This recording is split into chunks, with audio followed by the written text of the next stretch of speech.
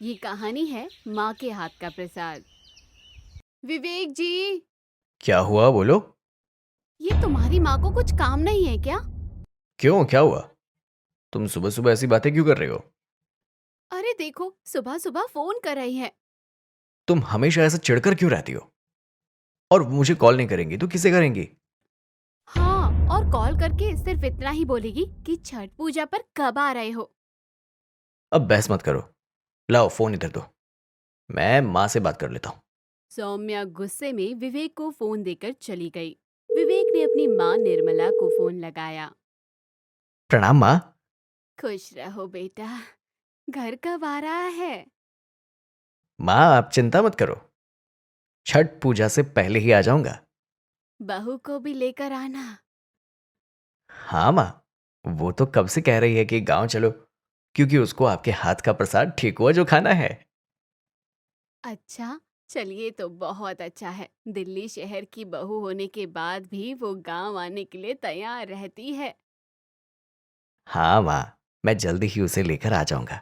अभी रखता हूँ फोन। ठीक है बेटा। विवेक ने फोन काट दिया और सोफे पर बैठकर बहुत खुश हो रहा था, मुस्कुरा रहा था।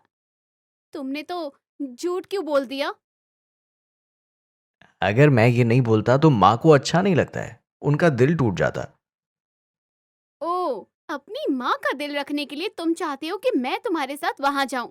और ये क्या बोल रही हो तुम? ठेकुआ मुझे नहीं खाना। ठीक है तुम मत खाना, लेकिन ये प्रसाद है और हमारे यहाँ इसका बहुत महत्व है, इसलिए प्रसाद को बुरा ना बोलो। ओह, हाँ तुम एक बार चलकर तो देखो, जब माँ के हाथ का प्रसाद खाओगी तो पिज्जा बर्गर भूल जाओगी। अच्छा। हाँ, भात लौकी की बात ही अलग है, और पूजा में जो आनंद आएगा वो तुम सोच भी नहीं सकती हो। अगर ऐसा है तो मैं चलूंगी। ये हुई ना बात। कुछ दिन में छठ पर्व आने ही वाला था, तो विवेक और सौम्या अपने घर जाने के लिए निकल गए। रास्ते में विवेक ने सौम्या को छठ पूजा के महत्व बताए और वो अपने घर पहुंच गए। निर्मला अपने बेटे और बहू को देखकर बहुत खुश हो गई। आ गए तुम दोनों, मैं अब बहुत खुश हूँ। माँ ने बुलाया था तो कैसे नहीं आते, और माँ के हाथ का प्रसाद भी तो खाना था। हाँ हाँ हाँ, मैं सब कुछ बना रही हूँ। सौम्या भी यहाँ आकर बहुत खुश है। सौम्या बेटी, क्या तुम छठ के बारे में जानती हो? हाँ माँ जी, विवेक ने रास्ते में सब कुछ बता दिया था। फिर तो बहुत अच्छा है, हम सब साथ पूजा करने चलेंगे। निर्मला अपने परिवार के साथ घाट पर गई और पूरे विधि विधान से पूजा की।